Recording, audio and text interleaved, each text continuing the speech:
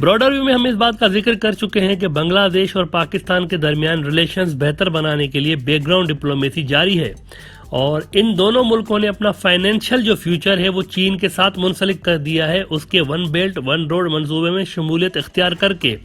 और अब पाकिस्तान और बांग्लादेश के बढ़ते हुए रिलेशंस में एक और अहम मोड़ आ चुका है, वो ये कि पाकिस्तान ने बांग्लादेश के शहरियों के वीज़ास पर से तमाम रिस्ट्रिक्शंस हटा दिए और पीपल टू पीपल ताल्लुकात को भी बेहतर बनाने के लिए बांग्लादेश के शहरियों को पाकिस्तान आने के लिए भी मोटिवेट किया जा रहा है। और इस सिलसिले में पाकिस्तान बड़ा एक्टिवली एक रोल प्ले कर रहा है कि ज़्यादा से ज़्यादा बांग्लादेशी शहरी जो हैं वो पाकिस्तान आए। अलबत्ता पाकिस्तान के शहरियों पर जो वीज़ा रिस्ट्रिक्शंस बांग्लादेश के अंदर लगी हुई हैं वो अभी तक बरकरार है, वो अभी तक नहीं हटी। लेकिन पाकिस्तान की जानिब से ये उम्मीद की जा रही है कि बांग्लादेश भी रिस्ट्रिक्शंस जल्द ही रिमूव कर देगा। उधर बांग्लादेश के state minister of foreign affairs का कहना है कि we look forward to engaging with Pakistan. इसके अलावा अल जजीरा ने यह भी रिपोर्ट किया है कि पाकिस्तान के सफीर जो है बांग्लादेश में, उनकी कल बात हुई है शेख हसीना से भी और AK अब्दुल मोमिन साहब से भी, जो कि बांग्लादेश के फॉरेन मिनिस्टर हैं, और कई इश्यूज पे उन्होंने बात की है जिससे ये क्लियर मैसेज गया है इस पूरे रीजन में, खास तौर पर इंडिया को भी, कि पाकिस्तान और बांग्लादेश के दरमियान बर्फ पिघल रही है और दोनों मुल्कों के रिलेशंस में अब तेजी के साथ बेहतरी आना शुरू हो चुकी है। तो एक तरफ जहां पाकिस्तान और बांग्लादेश के दरमियान ये पॉजिटिव न्यूज सामने आ रही हैं, वहीं पर ही इंडियन आर्मी के हवाले से एक चौंकाने वाली रिपोर्ट सामने आई हुई है। इंडिया के खुद के एक think tank the United services institution of India, इन्होंने ये इंकशाफ किया है अपनी रिपोर्ट में कि इंडिया की जो फौज है इसमें हर दूसरा फौजी शदीद स्ट्रेस का शिकार है। यानी 50% से ज्यादा, आधे से भी ज्यादा जो इंडियन फौज है इसका हर फौजी शदीद स्ट्रेस का शिकार है और हर साल इंडिया कई फौजी गंवा बैठता है सुसाइड की वजह से। बल्कि इस रिपोर्ट में तो एक हैरान कर देने वाली चीज सामने आई है कि हर साल जितने इंडियन फौजी पाकिस्तान के साथ झड़पों में हलाक होते हैं उससे भी ज्यादा सुसाइड करके हलाक हो रहे होते हैं। यानी कश्मीर में जो मुजाहिदीन हैं उनके साथ भिड़ने से जितने फौजी हलाक होते हैं, प्लस जो पाकिस्तान के साथ झड़पों में हलाक होते हैं बॉर्डर पर, उनसे ज्यादा फौजी इंडिया के सुसाइड में हलाक हो रहे हैं हर साल। आप जरा इस रिपोर्ट में जो लफ्ज इस्तेमाल हुए हैं उनको जरा आप गौर से सुने कि वो ये रिपोर्ट कह क्या रही है कि prolonged exposure of Indian army personnel to counter insurgency and counter terrorism environment has been one of the contributory factors in increased stress level.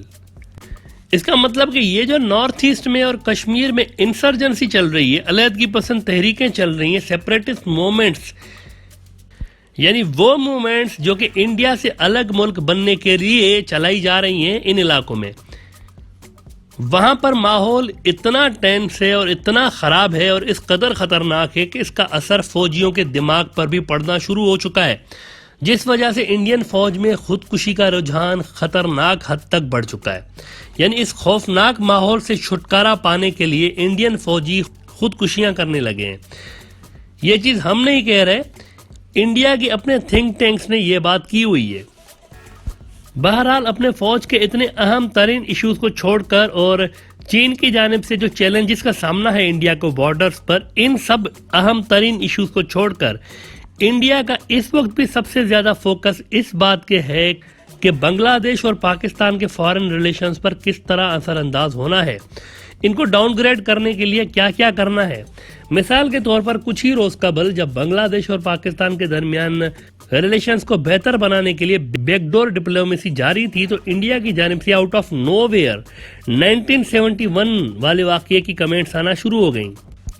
यानी जब इंडिया ने देखा कि ये डेवलपमेंट्स हो रही हैं पाकिस्तान और बांग्लादेश के दरमियान, तो इंडिया के मिनिस्ट्री ऑफ एक्सटर्नल अफेयर्स के ज्वाइंट सेक्रेटरी हैं एक मैडम पंत साहिबा, इन्होंने 1971 को याद करने वाली स्टेटमेंट्स देना शुरू कर दी कि तब ऐसा हुआ था, वैसा हुआ था। हालांकि उनके लिए अहम मुद्दा ये होना चाहिए था कि आज क्या हो रहा है। आज किस तरह बांग्लादेश का पानी चुराया जा रहा है इंडिया की जानिब से, किस तरह हजारों बेगुनाह बांग्लादेशियों को निशाना बनाया जा रहा है, किस तरह इजाफी पानी जब आ रहा होता है ऊपर से तो सारे के सारे गेट्स खोल के अपने दरियाओं के अपना पानी भी बांग्लादेश की तरफ छोड़ दिया जाता है, जिस वजह से वहां पर फ्लड्स लाखों करोड़ों रुपए का नुकसान कर देते हैं हर साल। जवाब इन बातों का आना चाहिए था, लेकिन उन्होंने जो कमेंट किया वो भी 1971 वाले वाकये पे किया, इस इंटेंशन के साथ कि बांग्लादेश के रिलेशंस पाकिस्तान के साथ ऐसे ही रूखे और डिस्टर्ब्ड रहे जैसे कि अब तक रहते हुए आए हैं।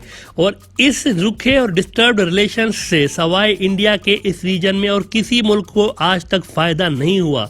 ना ही बांग्लादेश को खुद फायदा पहुंचा है, ना चीन को पहुंचा है, ना पाकिस्तान को पहुंचा है। अगर पाकिस्तान और बांग्लादेश के रिलेशंस इसी तरह खराब रहते हैं तो इसको सबसे ज्यादा कैश इंडिया ने कराया हुआ है, सबसे ज्यादा इसका बेनिफिट इंडिया ने लिया हुआ है।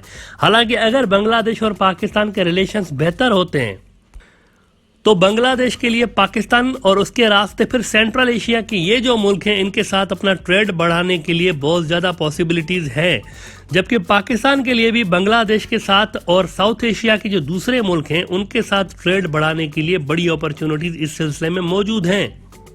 इन सारी ट्रेड अपॉर्चुनिटीज को रिलेशंस बेहतर करके एक्सप्लोर किया जा सकता है। अलबत्ता इंडिया के लिए इस वक्त सबसे अहम काम चीन के खिलाफ अपनी तैयारी मुकम्मल बनाना है, क्योंकि वहां पर चीन वाले बॉर्डर्स पर कभी भी इंडिया के साथ एक फुल फ्लेज्ड जंग शुरू हो सकती है। वहां पर military buildup day by day तेज होता जा रहा है दोनों मुल्कों की जानिब से। इसके लिए इंडियन फौजियों को ड्यूटी पे मुनासिब माहौल फराहम करने का जो काम है ये सबसे अहम है। इंडिया को सबसे ज्यादा काम इस पे करना चाहिए कि मुनासिब माहौल मिले फौजियों को, जिससे खुदकुशी के बढ़ते हुए ट्रेंड को रोका जा सके इंडियन सेना में। इसके अलावा इंडियन फौजियों को इस तरह की शिकायत भी जो है इनको भी हल करना फिर इंडिया की प्रायोरिटी में शामिल हो जाना चाहिए, जो कि इस वीडियो में ये फौजी साहब कर रहे हैं। सबके लिए बात है, अपने लिए थोड़े जो मुकरेगा, अपने लिए ही ना इसको बोल रहा था, नहीं बोल रहा था कि तुम्हारा ही इंडिविजुअल प्रोग्राम। एक दिन विजय पालमेकर बोला, उसको भी चुप करा। ये नॉन बीपी गाड़ी में आदमी जा रहा है तो बताओ कि ये क्या, यहाँ बीपी गाड़ी में आदमी सुरक्षित नहीं है, नॉन बीपी में लेके जा रहा है। ये तो हम लोग की जिंदगी के साथ खिलवाड़ किया जा रहा है जबरदस्ती। बोलने के बाद जो है उसके बाद जबरदस्ती ठोका जा रहा है कि तुम जो है यहाँ बगावत कर रहे हो। ये बात जो है बताने की कमांडर का काम है, ठीक है। कमांडर नहीं बताएगा तो हम अपना जिंदगी बर्बाद कर रहे हैं ना जी, जानबूझ के। कमांडर नहीं बोलेगा, कमांडर को क्या जरूरत है बोलने का, वो तो नहीं बोलेगा। सेक्शन कमांडर को क्या करेगा, सेक्शन को लेके अपने ओसी साहब 5 आदमी को लेके अपना बीपी उसमें और 10 आदमी जा सकता है कि नहीं? ये पूरा सेक्शन को ले चले उसी में, वहाँ जब रहता ही है तो। एक बड़ा ट्रक एक अलगे यहाँ जो मरने वाला है सबको छांट के भेज दिया, जाओ मरो इसमें।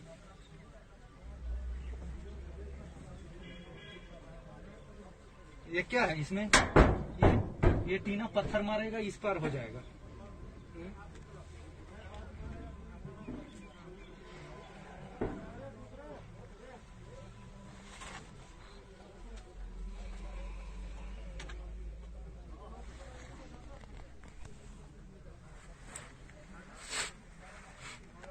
बहुत बेकार व्यवस्था है, पूरा गाड़ी कबाड़ा दे रखा है। अपने बुलेट प्रूफ में जाता है ओसी इंस्पेक्टर और कंपनी को टीम को बोल देता है नॉन बीपी में जाओ। बोलने के बाद बोल रहा है गाड़ी कहाँ से लाऊं? तो अरे आप व्यवस्था कराना आपका काम है, ड्यूटी ले जा रहे हो, हम लोग की जिंदगी के साथ खेल रहे हो, हमारे परिवारों की जिंदगी के साथ खेल रहे हो।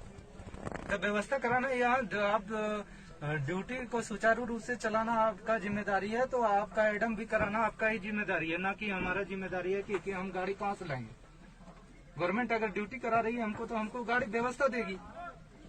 आप ऐसे हम लोग की जिंदगी के साथ जबरदस्ती खेल रहे हो।